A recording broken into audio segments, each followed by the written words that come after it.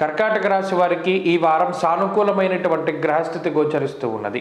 ప్రత్యేకించి ఆగస్టు నెల ప్రారంభంలోనే అనగా ఈ 31వ తారీఖు దగ్గర నుండి శుక్రుని యొక్క జన్మరాశి స్థితి చాలా అనుకూలమైనటువంటి ఫలదాతగా చెప్పవచ్చును.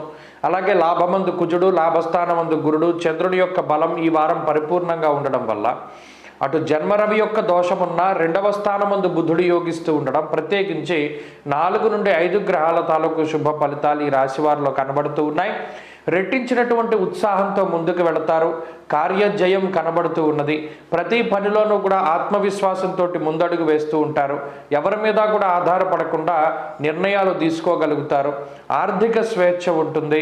ఆరోగ్యం పరిస్థితులు బాగున్నాయి. ప్రత్యేకించి ఆర్థిక పరిస్థితులను కనుక లోతుగా పరిశీలన చేస్తే రుణబాధలు తగ్గించుకోవడానికి చేసేటువంటి ప్రయత్నాలు, అలాగే నూతనమైనటువంటి వస్తువులు, వస్త్రాలు, వాహనాలు, గృహములు, స్థలాలు కొనుగోలు చేయడానికి సంబంధించినటువంటి విషయాలు ఇవన్నీ కూడా చాలా అనుకూలంగా గోచరిస్తూ ఉన్నాయి. అలాగే ఆరోగ్యపరమైనటువంటి పరిస్థితులు కూడా చాలా మెరుగవుతూ ఉంటాయి. జన్మ రవి, అష్టమ శనేశ్వరుని యొక్క స్థితిగతులు ఉన్నప్పటికీ కూడా ఏదైనా నిరుత్సాహంగా కొన్నిసార్లు ఉన్నప్పటికీ మరలా తిరిగి ఉత్సాహాన్ని పుంజుకుంటారు. ఎప్పట్లాగానే మీ పనుల్లో నిమగ్నం అవుతూ ఉంటారు. చక్కగా కాలక్షేపం చేస్తూ ముందుకు సాగుతూ ఉంటారు ఈ కర్కాటక రాశి వారు.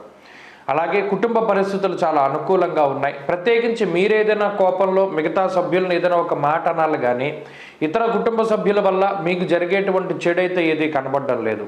వారు మీకు ఇచ్చినటువంటి వాగ్దానాలని నిలబెట్టుకుంటారు. మీకు ఇచ్చినటువంటి మాటల్ని వారు నెరవేరుస్తారు. అలాగే మీకు ఎల్లప్పుడూ కూడా సహాయ సహకారాలు అందించడానికి అవకాశం ఉన్నది. ఇక ఉద్యోగ వ్యాపారాలకు సంబంధించినటువంటి విషయాలు చాలా అనుకూలంగా ఉన్నాయి.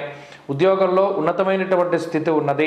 ప్రమోషన్లకి కానీ వేరే చోటకి మీరు అనుకున్నటువంటి స్థానానికి బదిలీలు అవ్వడం దగ్గర నుండి ఉద్యోగ మార్పుకే చేసేటువంటి ప్రయత్నాలన్నీ కూడా చాలా సానుకూలమైనటువంటి ఫలితాలను ఇస్తూ ఉన్నాయి.